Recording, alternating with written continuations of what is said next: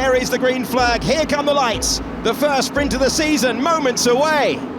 And we're underway and sprinting to turn number one. The pulse hitter Lewis Hamilton chops across Max Verstappen. He needed to interrupt his momentum into the first turn. The top three are as they were. Charles Leclerc is remaining in fourth place. It's George Russell trying to apply the pressure. Hamilton applied the chop. Getting out of it, the second Ferrari of Charles Leclerc had a look on Oscar Piastri. He wasn't able to make the move. Russell and Norris are close. The top five are as they were. Can anyone make that late dive bomb move into turn six? Not at the moment. And now Norris could get shuffled back, will get shuffled back. He's lost a couple of places. He tumbles down to ninth. Yeah, just got pushed a little bit wide on the curb on the braking into the turn, and a little bit scrappy from Norris being in that mid-pack there. This is the second Mercedes then of Kimi Antonelli, who is still behind Yuki Tsunoda.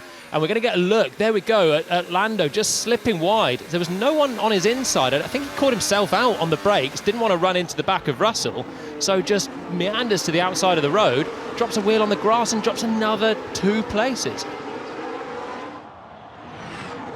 Late on the brakes for George Russell, and it's a move that takes him up the order to fourth position. He makes that move at turn 14. Yeah, that's a good move from Russell. So Leclerc spent most of the first lap harrowing the burst of the McLarens in Oscar Piastri, and then just didn't have the speed on the straight, and George Russell just sneaks up the inside. At the hairpin. And the contact there. Late on the brakes from Liam Lawson in the Navy Red Bull into the side of Jack Doohan. Those two have raced each other in the lower formula in the past, and that was elbows out. He's desperate to show a bit of punchiness now, isn't he, after a really difficult start to his Red Bull time. Wonderful pictures of the best overtaking opportunity on the racetrack. And further back, Liam Lawson is now past Esteban Ocon. He's up to P17. Yeah, that's the sort of progress that he definitely needs to make. Slightly wider moment for Lewis Hamilton. Max Verstappen, nose cam for the 4-time world champion. Chasing down the 7-time champion of the world. These two all-time greats putting on a show in Shanghai. This is like for last year, isn't it? Hamilton leading the sprint, Verstappen coming through. It was from 4th on the grid last year, managed to win the sprint. Hamilton held the early laps. We've got the same. This time he's in a much more competitive car, the Ferrari, around this weekend. Norris, in fact, is just dropping away from Lance Stroll. Incredible sentence at the start of the weekend. Once again, late on the brakes for Isaac Hadjar. And the French driver this time looks like he's got a way through. And he has so, past Bortoleto, past Gasly, and now Hadjar has got up to 14th place. Couple of cars and a couple of laps, bit of debris there coming off as Gasly tries to retake the position into the first turn. Lawson's to the inside of Bortoleto as Gasly tries the long way round to reclaim the place. Bortoleto gets by, Gasly retakes the position, or does he? The two Frenchmen wheel to wheel, the Alpine gets ahead, Gasly back to P14. Well, great racing, and all the experience of Gasly to know that covering off the inside, well, you're going to have to compromise your entry speed, and it's worked for him to get the place back this time. Pierre Gasly claiming a 4th position improved in the sprint. That's how he got past Carlos Sainz in the Williams.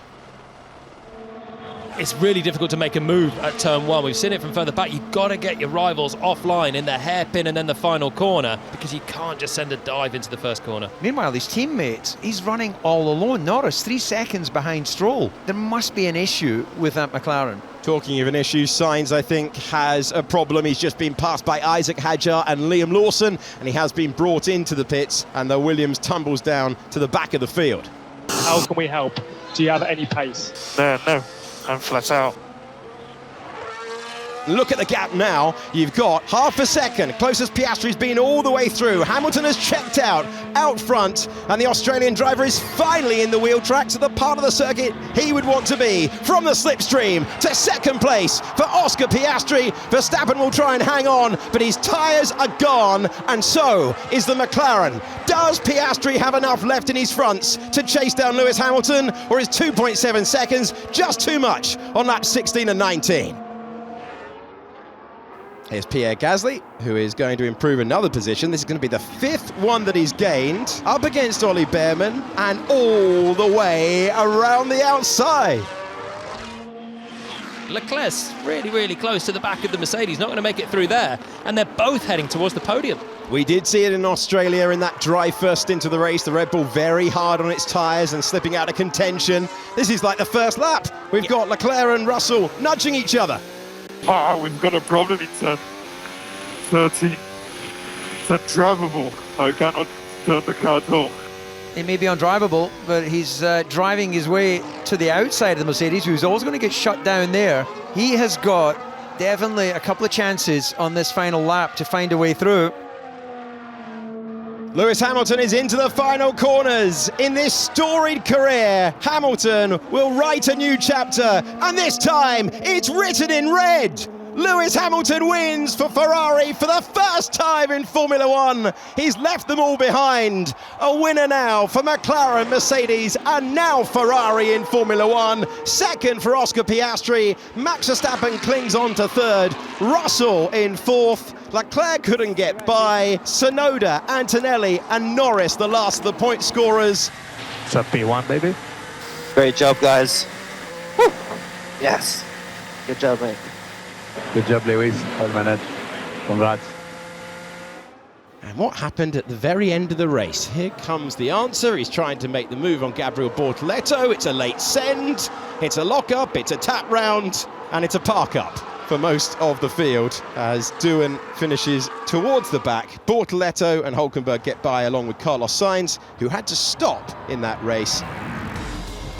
Formula One's statistical greatest driver with Formula One's most famous team, now a winning combination in 2 races, and he will use that as a foundation. What he will love at the end of that one is how much pace he still had in reserve.